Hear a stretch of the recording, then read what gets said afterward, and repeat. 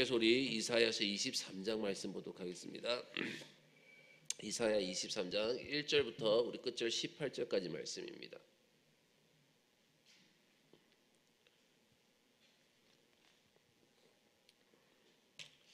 우리 23장 1절부터 18절까지 말씀, 우리 1절 한 절만 우리 다 같이 합독하도록 하겠습니다. 1절입니다. 두로에 관한 경고라. 다시스의 배들아, 너희는 슬피 부르짖을지어다. 두로가 항모하여 집이 없고 들어갈 곳도 없으며 이 소식이 기띔 땅에서부터 그들에게 전파되었습니다. 아멘. 오늘 본문의 말씀은 이제 두로라는 나라에 대한 경고에 대해서, 이제 두로의 멸망에 대한 그런 말씀을 하고 있습니다. 그런데 왜 하나님께서 지금 바다의 위협을 무릅쓰고 큰 영화와 불을 만들어낸 이 두로라는 나라, 이 두로가 왜 망해야 한다라고 말씀하는 것일까요?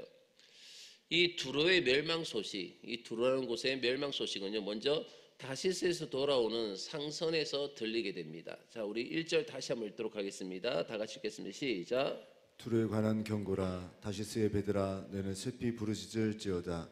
두로가 황무하여 집이 없고 들어갈 곳도 없으며 이 소식이 기띔 땅에서부터 그들에게 전파되었음이라. 아멘. 다시스에서 아주 비싼 물건을 잔뜩 싣고 지금 두로로 오는 배에 지금 두로의 멸망 소식이 전파됩니다. 이 두로의 멸망 소식이 전파되므로 정말 상인들은 그 소식을 듣고 경악을 금하지 못할 수가 없죠. 못하게 되는 것이죠. 그때 본문을 보면 당시 이 두로의 영향이요, 어느 정도인지에 대해서 우리가 오늘 본문을 통해서 알 수가 있습니다. 다시스라는 곳은요, 스페인 땅에 있는 그 두로의 식민지가 다시스였습니다. 그런데 두로가 멸망했다는 소식이 지중해 쪽에서 그 기띔을 거쳐서 그들에게 전달된 거예요. 우리 계속해서 우리 2절부터 3절까지 말씀 보면 이 두로의 영향력이 지중해 전체에 퍼져 있는 것을 우리가 잘 알 수가 있습니다. 우리 2절부터 3절까지 다 같이 읽겠습니다. 시작. 바다에 왕래하는 시돈 상인들로 말미암아 부유하게 된 너희 해변 주민들아, 잠잠하라. 10월의 곡식 곧 나일의 추수를 큰 물로 수송하여 들였으니 열국의 시장이 되었도다. 아멘. 여기 보면 2절 말씀 보면 해변 주민들이라고 말씀하고 있습니다. 해변 주민들은요, 그 아프리카 북부에 여러 항구 도시들이 있습니다. 그 여러 항구 그 도시들 중에서 바로 두로의 식민지를 말하는 거예요. 두로의 식민지. 이 두로 사람들은 어떤 사람들이었습니까? 다른 나라 사람들보다 먼저 바다에 대해서 눈을 돌리고 눈을 떴던 사람들이 바로 두로의 사람들이었습니다. 다른 사람들 그냥 바다를 쳐다보면서, 그 기껏 해봐야 그 바다에서 물고기를 잡을 생각을 했는데, 이 두로 사람들은요, 그들은 이 바다를 통해 가지고 무역을 생각했던 사람들입니다. 그들은 이 바다를 통해서 무역을 생각했고 그것을 통해서 지금 엄청난 부를 챙긴 거예요. 그래서 두로에 대해서 두 가지 긍정적인 평가를 할 수가 있습니다. 첫 번째는 뭐냐면 바다의 한계를 모험심으로 극복한 거예요. 바다를 두려워했다면 결코 그런 부자가 이 두로 사람들은 될 수가 없었을 것입니다. 바다를 두려워했다면. 두 번째는 뭐냐면 이 세상에 평정된 자원을 골고루 분배하는 역할을 이 두로 사람들이 한 것입니다. 그런데 두로 사람들에게 문제가 있었어요. 두로 사람들 문제가 있었는데 그 문제가 뭐냐, 바로 폭리였습니다. 폭리.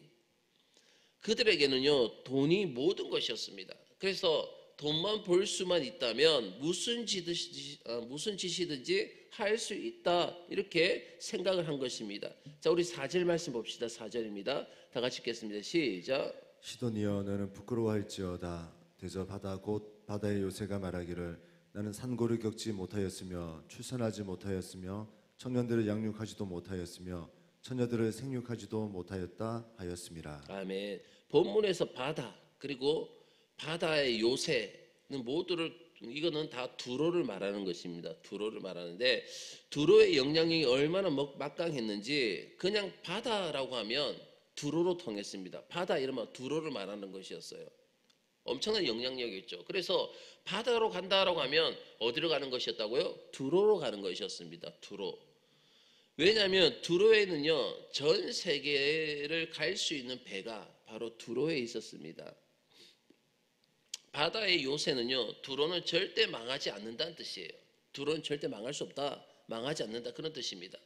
두로는 한번 마음만 먹으면요, 무슨 일이든지 반드시 성공해가지고, 지금은 이런 말이 나왔을 거예요. 두로 불패, 뭐 두로 불패 같은 그런 말들. 그런 말들이 생길 정도로 두로가 하는 일은요, 틀림이 없었다라는 뜻입니다. 자, 우리 5절부터 7절까지 계속 보도록 하겠습니다. 시작. 그 소식이 애굽에 이르면 그들이 두로의 소식으로 말미암아 고통 받으리로다. 너희는 타시스로 건너갈지어다. 해변 주민아 너희는 슬피 부르짖을지어다.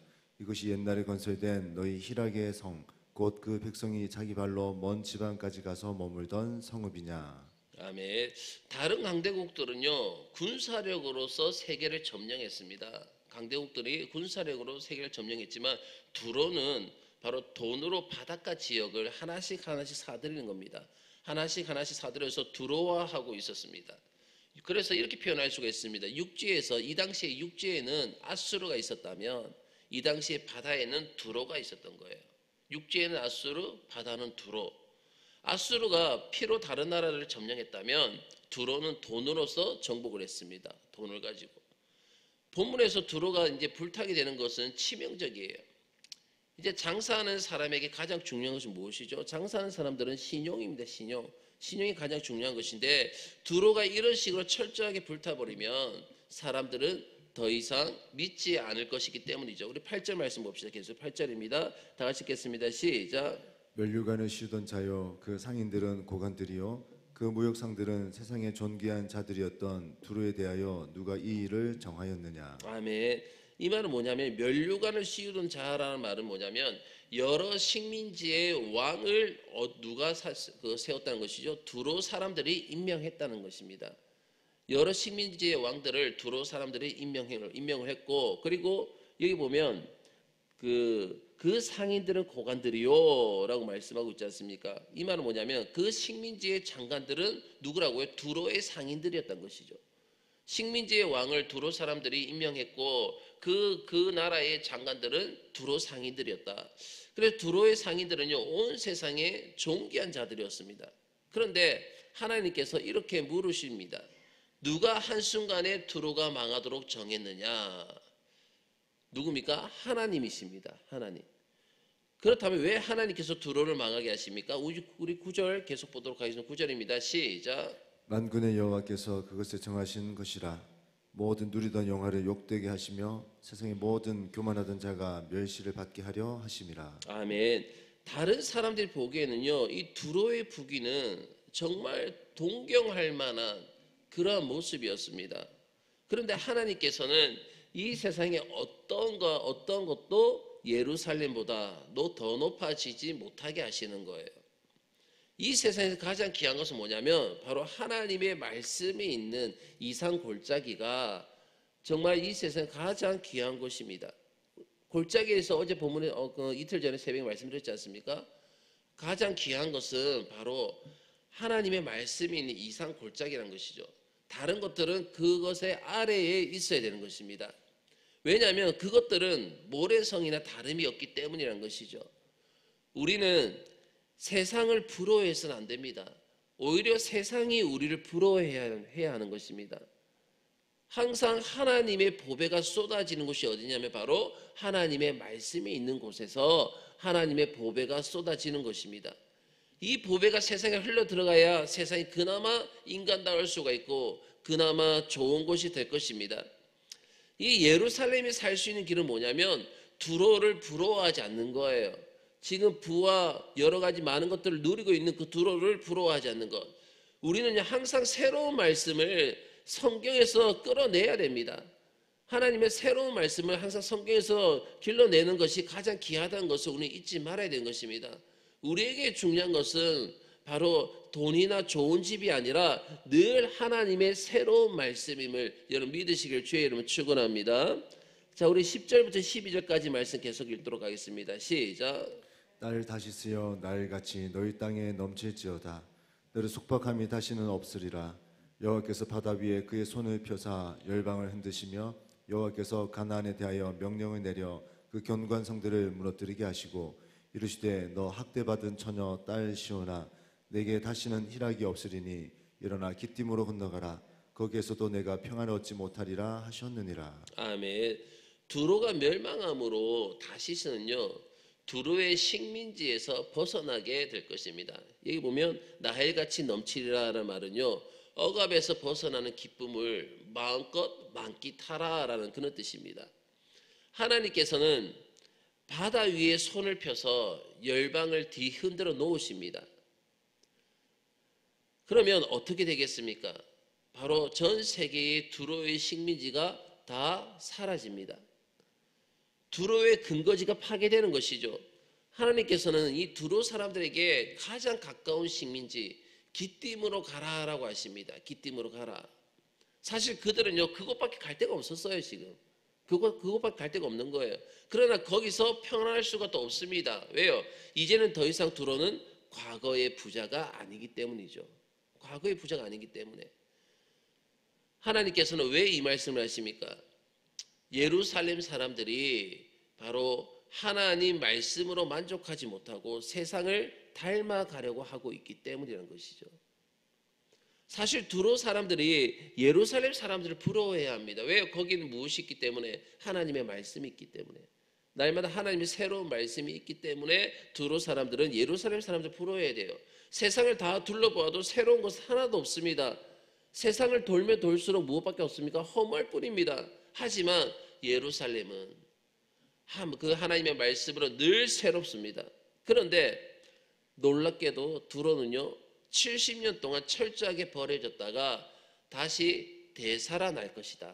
되살아날 것이다 라고 말씀하십니다. 우리 14절부터 15절까지 말씀 봅시다. 다 같이 읽겠습니다. 시작. 다시스의 베드라 너희는 슬피 부르짖으라. 너희의 견고한성이 파괴되었느니라. 그날부터 두로가 한 왕의 연한같이 70년 동안 잊어버린 바 되었다가 70년이 찬 후에 두로는 기생의 노래같이 될 것이라. 아멘. 옛날에는요 되게 왕의 연한을 길게 잡으면 70년으로 보았던 것 같아요. 그동안 왕은 절대 권력을 휘두릅니다. 70년에 그 왕의 그 연수가 찰 때까지, 그러니까 연한이 찰 때까지 그 안에서 왕은요 절대 권력을 휘두르지만 그 왕이 죽은 후에는 어떻습니까? 전 왕의 치적이나 명성은 철저하게 잊혀지게 되는 것입니다. 70년이 지난 후에 다음 왕 시대에 그전 왕에 대한 것을 물으면 아는 자가 아무도 없을 정도로 철저하게 잊혀진다는 거예요. 마찬가지로 두로도요 대략 70년이 지나면서 철저하게 잊혀져서 그 당시에 기생들이 부르던 그 유행가가 있었던 것 같아요. 그 유행가의 가사처럼 그렇게 된다라고 하는데 아마도 16절이 그 가사인 것 같습니다. 16절이 그 가사인 것 같은데 우리 다 같이 읽도록 하겠습니다. 시작.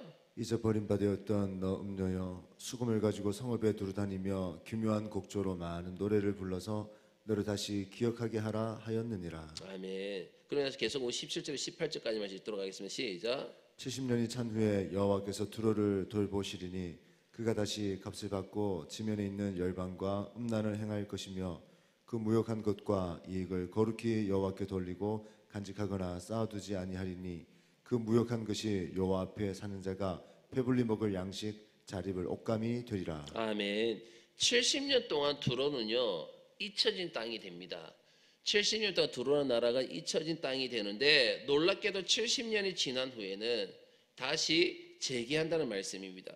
그런데 보시면 재기한 두로는 그전과 다름없이 이자놀이를 합니다.